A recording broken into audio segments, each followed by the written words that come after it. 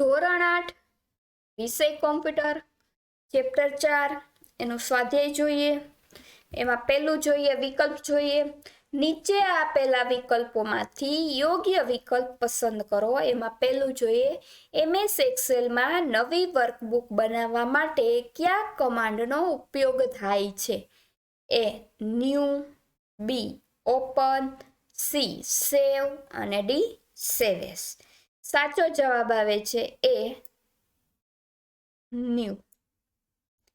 બીજું MS એક્સેલમાં અગાઉ સેવ કરેલી વર્કબુક ખોલવા માટે કયા કમાન્ડનો ઉપયોગ થાય છે? એ ન્યૂ, બી ઓપન, સી સેવ અને ડી પેસ્ટ. જવાબ આવે છે બી ઓપન. ત્રીજું MS એક્સેલમાં વર્કબુકનો કાયમી સંગ્રહ કરવા માટે કયા કમાન્ડનો ઉપયોગ થાય છે? એ પેસ્ટ, બી ઓપન, સી સેવ અને ડી કોપી. સાચો જવાબ આવે છે સી સેવ. ચોથું MS એક્સેલમાં કટ અને પેસ્ટ કમાન્ડ કઈ ટેબમાં આવેલો છે? એ હોમ, બી ઇન્સર્ટ, સી વ્યૂ અને ડી ડેટા. સાચો જવાબ આવે છે એ હોમ ટેબમાં. પાંચમું નીચેનામાંથી કયા કમાન્ડની મદદથી એક્સેલ પ્રોગ્રામને બંધ કરી શકાય છે? A close, B end, C exit અને ડી ક્લિયર. સાચો જવાબ આવે છે એક્ઝિટ. છઠ્ઠું MS એક્સેલમાં ફિલ કમાન્ડ કઈ ટેબમાં આવેલો છે? એ હોમ, બી પેજ લેઆઉટ, સી ડેટા અને ડી ઇન્સર્ટ. સાચો જવાબ આવે છે એ હોમ. ત્યારબાદ સાતમું MS એક્સેલમાં કોપી કમાન્ડની શોર્ટકટ કી કઈ છે? એ Ctrl+X, બી Ctrl+V, સી Ctrl+C અને ડી Ctrl+D. જવાબ આવે છે સી Ctrl+C. બીજું MS એક્સેલમાં કટ અને કોપી કર્યા પછી કયો કમાન્ડ આપવો જરૂરી છે? A find, B go to, C Ctrl+A select all અને ડી પેસ્ટ. સાચો જવાબ આવે છે ડી પેસ્ટ. નવમું MS એક્સેલમાં બાય ડિફોલ્ટ ફાઇલનું નામ શું જોવા મળે છે? A sheet 1, B book 1, C Excel 1 અને ડી વર્કશીટ 1. સાચો જવાબ આવે છે બુક 1. દસમું MS એક્સેલમાં કયા કમાન્ડની મદદથી કરંટ વર્કબુકની ડુપ્લિકેટ વર્કબુક બનાવી શકાય છે? એ સેવ, બી કોપી, સી સેવ એસ અને ડી એક પણ નહીં. સાચો જવાબ આવે છે ડી સી સેવ એસ. 11મું MS એક્સેલમાં ફિલ સિરીઝ કમાન્ડની મદદથી કઈ સિરીઝ ફિલ કરી શકાય છે? એ નંબર, બી ડેટા, સી ડેટ અને ડી આપેલ તમામ. જવાબ આવે છે ડી આપેલ તમામ. 12મું વર્કશીટમાં ડેટાને બીજી જગ્યાએ મૂવ કરવા માટે કયા કમાન્ડનો ઉપયોગ થાય છે? A cut, B copy, C go to અને ડી રિપ્લેસ. જવાબ આવે છે એ કટ. શું આવે છે જવાબ? કટ. ત્યારબાદ નીચેના વિધાનો ખરા કે ખોટા રાઈટ કે રોંગની નિશાનીથી જણાવો. એ કટ કમાન્ડની શોર્ટકટ કી છે Ctrl+X. સાચો જવાબ. રાઈટ કરો.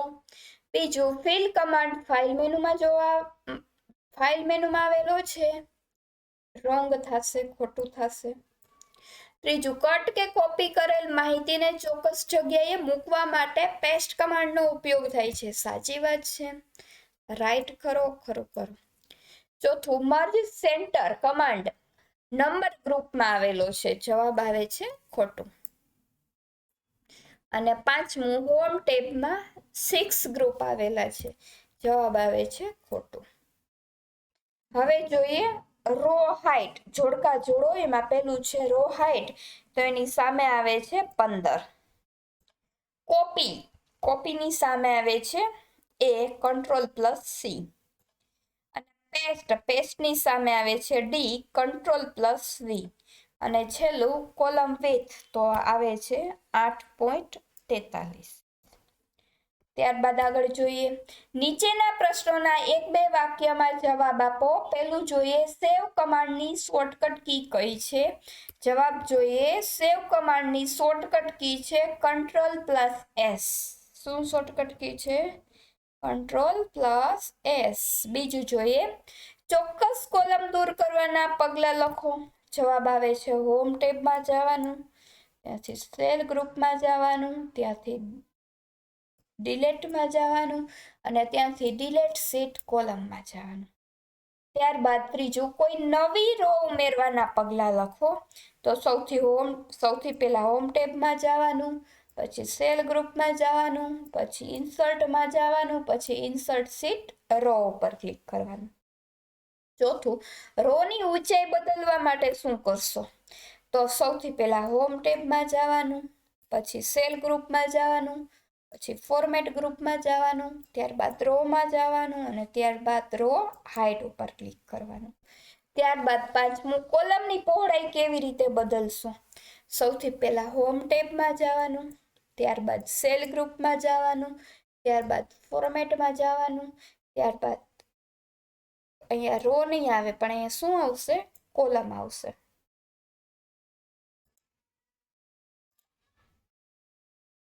અહીંયા શું આવશે? કોલમ.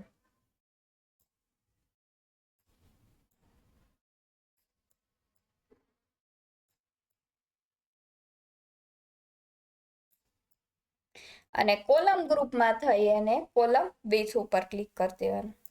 ત્યારબાદ આગળ જોઈએ છઠ્ઠું ફિલ કમાન્ડની ઉપયોગિતાઓ જણાવો.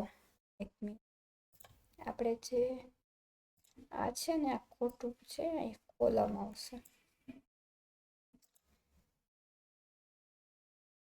છે ફિલ કમાન્ડની ઉપયોગિતા શું છે? તો કે ઓટો ફિલ સુવિધા ડેટા ટાઈપ કર્યા વગર ડેટાની શ્રેણી પરથી ડેટા સાથે સેલની રેન્જ ઉમેરવાની પરવાનગી આપે છે. ઓટોફિલથી શું થાય? તો કે ઓટોફિલ સુવિધા ડેટા ટાઈપ કર્યા વગર ડેટાની શ્રેણી પરથી ડેટા સાથે સેલની રેન્જ ઉમેરવાની પરવાનગી આપે છે. તો અહીંયા આપણું ચેપ્ટર છે તે પૂરું થાય છે. Thank you.